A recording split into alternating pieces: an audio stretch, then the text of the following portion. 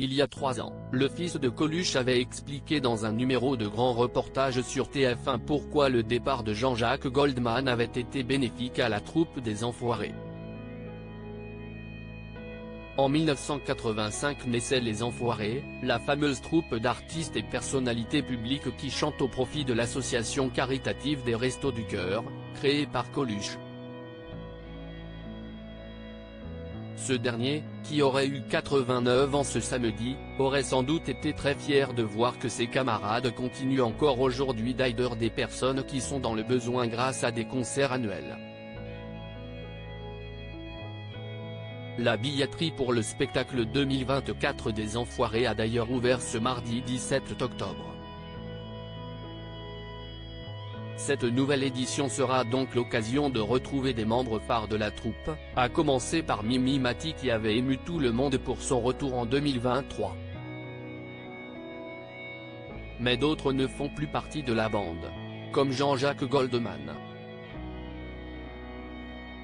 Mais d'après Romain, le fils de Coluche, cette absence en particulier a été bénéfique pour le groupe. Aujourd'hui, il n'est plus là mais son absence est sa meilleure attachée de presse. Il a une façon de faire de sa discrétion une arme de séduction massive. Expliquait celui qui a été élu au conseil d'administration des Restos du Cœur en 2018 suite à la mort de sa mère Véronique, dans un numéro de grand reportage diffusé en mars 2020.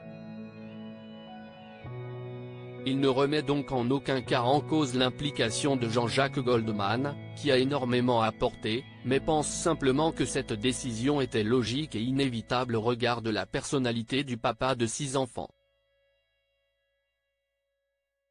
Ce départ a également fait beaucoup de publicité à la troupe des Enfoirés, qui se porte à merveille comme l'expliquait Marius, le petit frère de Romain, dans ce reportage. Si est formidable ce que font les artistes.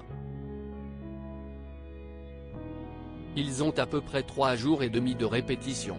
10 fois moins que ce qu'il faudrait. Et ils arrivent à faire un spectacle, chaque année, qui est extraordinaire et qui se renouvelle.